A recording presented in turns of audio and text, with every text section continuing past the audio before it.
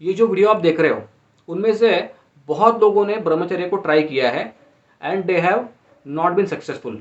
क्योंकि एक बहुत बड़ा रीज़न है उसके लिए, हमको ब्रह्मचर्य ब्रेक कभी होता है इसके बारे में इंफॉर्मेशन नहीं है। हमको सिर्फ लगता है कि जो क्रियानिवृत्ति है, मतलब एक्चुअल एक्ट ऑफ इंटरकोर्स जो होता है वहां पे ब्रह्मचर्य का खंडन होता है, ऐसा लगता है, लेकिन ऐसा नहीं है। तो मैं आपको अभी बताऊंगा 8 टाइप्स और 8 रीजंस वेर ब्रह्मचर्य ब्रेक्स।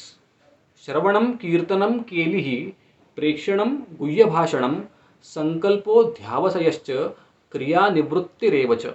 तो श्रवणम, किसी लड़की के बारे में सुनना, अरे वो लड़की बहुत सुंदर है, ऐसा आपका जो फ्रेंड बात कर रहा है उसके अंदर इंटरेस्ट लेना और उसके बारे में और सुनने की इच्छा और सुनते जाना उस लड़की के बारे में, यहाँ पर भी सटल लेवल पर आपका वीर्यनाश चालू हो जाता है। कीर्तनम, आपने एक सुंदर लड़की देखी और आप अपने फ्रेंड को फ़ोन करने लगे या चैट करने लगे या उसके घर गए, बोलने लगे अरे मैंने बहुत सुंदर लड़की देखी यार, ऐसी लड़की जो मैंने दुनिया में देखी नहीं, लगता है उसको वो फेसबुक पे ढूंढना पड़ेगा, कोई रास्ता है क्या जिससे मैं उसको ढूंढ सकूं। कीर्तनम मतलब उस लड़की के बारे में बात करना। तीसरा है केलिही। तो केलिही, इस वर्ड का अर्थ ध्यान में रखो। केलिही मतलब डलायंस। आपने डलायंस नाम सुना रहेगा, आपको वर्ड आया रहेगा आपके वोकैबुलरी में। डलायंस मतलब ध्यान में रखो यहाँ पर फ्लर्टिंग। अगर आप किसी लड़की के साथ फ्लर्टिंग करते हो तो भी आपका विनाश होता है कि सटल लेवल पर आपका ब्रह्मचर्य वहाँ पे खंडित हो रहा है। तो डलायंस जो है, या हम जब डैली करते हैं तभी भी हमारा वीर्य का नाश होता है। प्रेक्षणम, देखना किसी लड़की के पास गंदी नज़र से, उसकी वजह से भी वीर्य का नाश हो सकता है। गुह्य भाषणम, गुह्य भाषणम मतलब किसी लड़की के साथ अकेले में जाके बातें करना।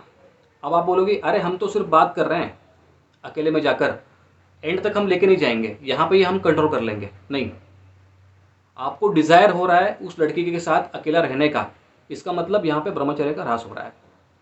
संकल्पो मतलब अभी मैंने डिसाइड कर लिया कि कुछ भी करके उस लड़की से मैं एक होऊंगा, उस लड़की को पाऊंगा और उसके साथ एंजॉय करूंगा। और उसके बाद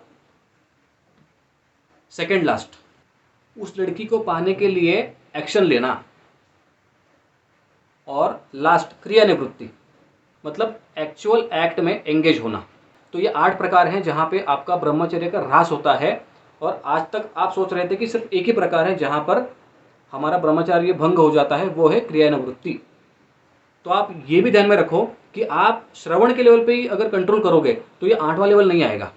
नॉर्मली क्या होता है, अरे सुनने से क्या होता है, कोई प्रॉब्लम नहीं, उस लड़की के बारे में सुनते हैं तो उसके बाद हम बात भी करने लगते हैं, अरे बात करने से क्या होता है यार, कुछ नहीं होता है, अरे मिलने से क्या होता है, सिर्फ मिल तो रहे हैं ना, बाकी कुछ नहीं कर रहे हैं। तो ऐसे धीरे धीरे धीरे धीरे इट इज़ अ कैस्केड।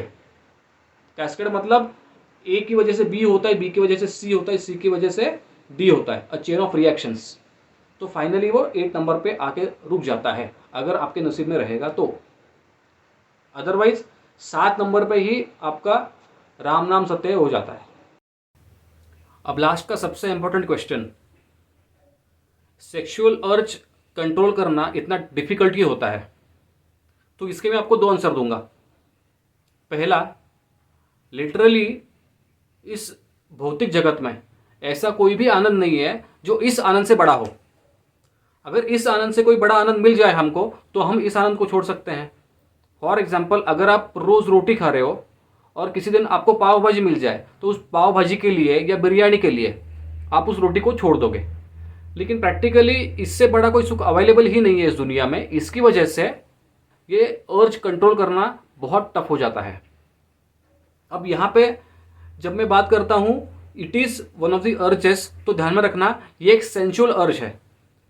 जब हम किसी मेंटल या इंटेलेक्चुअल अर्ज के बारे में बात करते हैं, जिसके बारे में हम फ्यूचर में बात करेंगे इन सम अदर वीडियो, तब ये पॉसिबल है कि ये अर्ज दब जाए और मेंटल या इंटेलेक्चुअल अर्ज ओवर पावर कर जाए। फॉर एग्जाम्पल, अगर आप दिन भर कोई स्ट्रैटेजी का गेम खेलते रहोगे तो आपको ये अर्ज आना ऑलमोस्ट इम्पॉसिबल हो जाता है, क्योंकि जो इंटेलेक्चुअल अर्ज होता है वो इस सेंसुअल अर्ज से बड़ा हो जाता है।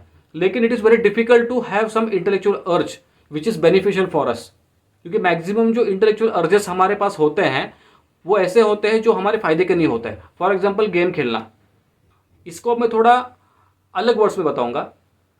देखो, कोई भी सेंशुअल हैप्पीनेस हमको जब मिलता है तो वो 5 फॉर्म में मिल सकता है: शब्द, स्पर्श, रूप, रस और गंध। शब्द मतलब क्या होता है? Via sound. स्पर्श मतलब टच। रूप मतलब फॉर्म। रस मतलब टेस्ट। और गंध मतलब स्मेल। तो सिक्स्थ कोई सोर्स ऑफ हैप्पीनेस नहीं है अपने को सेंशुअली। तो यहाँ पे ये चीज़ है कि जो अपोजिट सेक्स होता है, पुरुष के लिए स्त्री और स्त्री के लिए पुरुष, उनके लिए opposite sex is the biggest source in which all this 5 things are available. तो शब्द, स्पर्श, रूप, रस, गंध एक ही जगह पे हमको सिर्फ अपोजिट सेक्स में मिलते हैं, इसीलिए ये अर्ज कंट्रोल करना डिफिकल्ट हो जाता है। अब और एक अलग तरीके से मैं आपको एक्सप्लेनेशन दूंगा। देखो, हमको जब हैप्पीनेस मिलता है वो एक रस की वजह से मिलता है। हम बोलते हैं ना हास्य रस, तो हास्य के अंदर जो रस है उसकी वजह से हमको हैप्पीनेस मिलता है। तो रस ये कारण है आनंद मिलने के लिए। तो जब हम किसी व्यक्ति के साथ डीलिंग करते हैं तो व्यावहारिक स्तर पर हम बोल सकते हैं कि 5 प्रकार के रस हमको प्राप्त हो सकते हैं। सबसे बड़ा हो सकता है, जो व्यवहार में बहुत रेयरली मिल सकता है, वो है शांत रस। उससे छोटा श्रृंगार रस। उससे छोटा वात्सल्य रस। उससे छोटा साख्य रस। और उससे छोटा दास्य रस। तो किसी के साथ अभी शांत रस जो है ना, उसको आप बाजू को रख दो, इट इज ऑलमोस्ट इम्पॉसिबल। हम देखेंगे कि ये जो सेक्सुअल सेटिस्फैक्शन होता है वो कौन सा रस है, वो है श्रृंगार रस या माधुर्य रस। तो 2 व्यक्ति जब लवर्स के रूप में एक साथ आते हैं या पति पत्नी के रूप में एक साथ आते हैं, तब उनको जो आनंद मिलता है उसको बोलते हैं श्रृंगार रस। और ये श्रृंगार रस देखो बाकी रसों से ऊपर है। हमें गर्लफ्रेंड से या पत्नी से मिलने वाला प्यार वो माँ के प्यार से बड़ा होगा, तो वात्सल्य रस उसके नीचे है, वात्सल्य रस से श्रृंगार रस बड़ा है। या फ्रेंड से मिलने वाला जो आनंद है वो भी छोटा होता है श्रृंगार रस से। तो दास्य रस जो है, किसी के सेवा करने से हमको जो आनंद मिलता है वो भी इससे नीचे होता है। तो सबसे ऊपर का रस जो है, जो मटेरियलिस्टिकली अवेलेबल है, वो है श्रृंगार रस। इसकी वजह से भी हमको कोई दूसरा हैप्पीनेस प्राप्त करना डिफिकल्ट हो जाता है जो इससे बड़ा हो।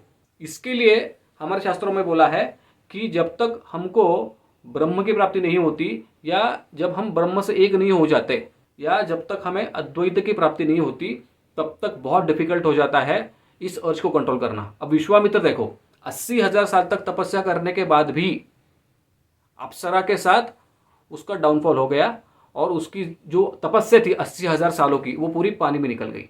सो these are the reasons why it is very difficult to control this urge. So if you are not able to control this urge, it's perfectly fine. आपको यहाँ पे डरना नहीं है, because you are fighting with big monster. So if you lose with this monster, it is perfectly fine, but it does not mean that you should not try to defeat this monster. Definitely हमको इस monster को defeat करने को try करना चाहिए। कैसे, ये हम अगले वीडियो में डिस्कस करने वाले हैं। वीडियो को लाइक करो and we will meet in the next video. तब तक राम कृष्ण हरि।